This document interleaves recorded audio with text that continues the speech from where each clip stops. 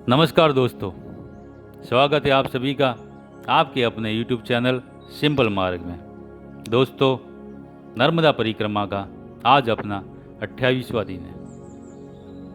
उससे पहले दोस्तों, अगर आप हमारे व्हाट्सएप ग्रुप से जुड़ना चाहते हैं तो डिस्क्रिप्शन में उसका लिंक दिया है, वहां जाकर आप हमारे व्हाट्सएप ग्रुप को ज्वाइन कर सकते हैं, जहां आपको नर्मदा परिक्रमा एवं विभिन्न सिद्ध संतों की जीवनियों पर आधारित ऑडियो वीडियो भेजे जाएंगे। नर्मदे हर। बुधवार 31 जनवरी 2018,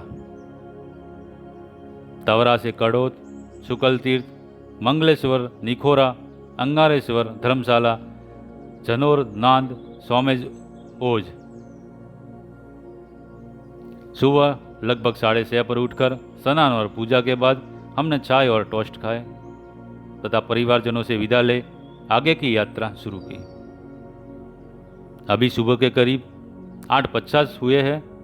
बहुत से बच्चे स्कूल जाते हुए दिख रहे हैं।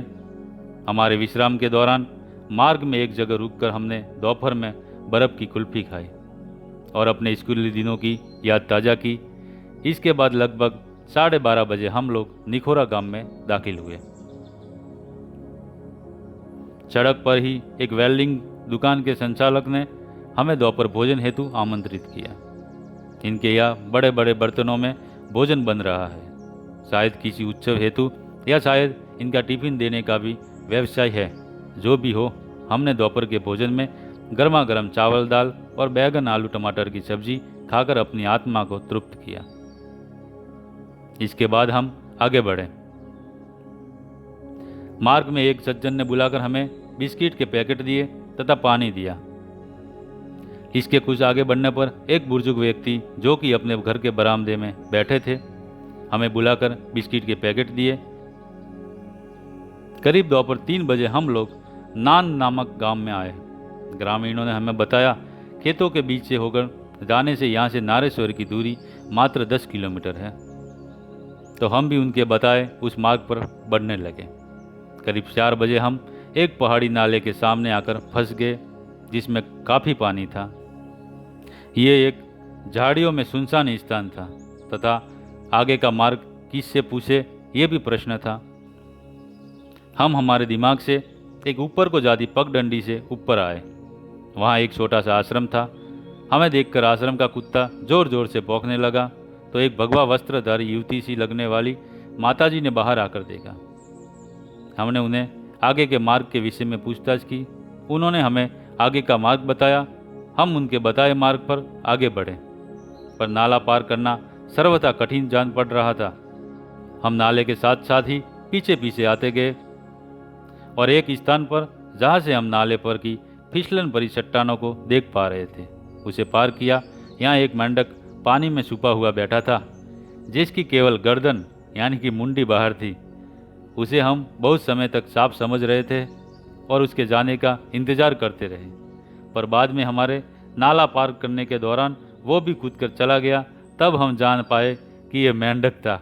इसके बाद हम सोमेज पहुँचे और फिर खेतों से होते हुए शाम लगभग 5:30 पर ओज गांव सड़क पर ही मीरा आश्रम का बोर्ड देख हम रुक गए।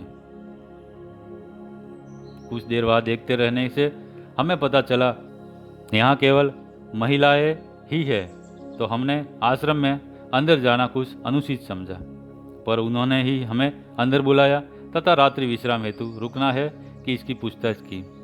हमारे हामी बनने पर उन्होंने हमें रुकने हेतु श्री पंचमुखी हनुमान मंदिर के बाजू में बने छोटे से खुले कमरे में रुकने की जगह दिखाई, जो कमर तक की दीवारों से बंद था। बाकी सब खुला था तथा ऊपर पक्की छत थी। उन्होंने हमसे विनती की कि पानी की टंकी में गिरकर मर गए कुत्ते की लाश को बाहर निकालने में हम उनकी सहायता करें। वहाँ केवल 2 स्त्रियाँ ही थी, अतः हमें भी लगा कि हमें इनकी सहायता करनी चाहिए। इसलिए हमने उनकी उस कुत्ते के गले में रस्सी बांधकर उसे निकालने में मदद की तथा बाद में उसे खींचते हुए दूर पीछे फेंक आए। इसके बाद हमने स्नान किया तथा कपड़े धोए। आज चंद्रग्रहण है, इसलिए शाम की पूजा हम नहीं करेंगे। हम कुछ समय तक मंदिर की सीढ़ियों पर बैठे रहे तथा मैंने घर पर फ़ोन किया।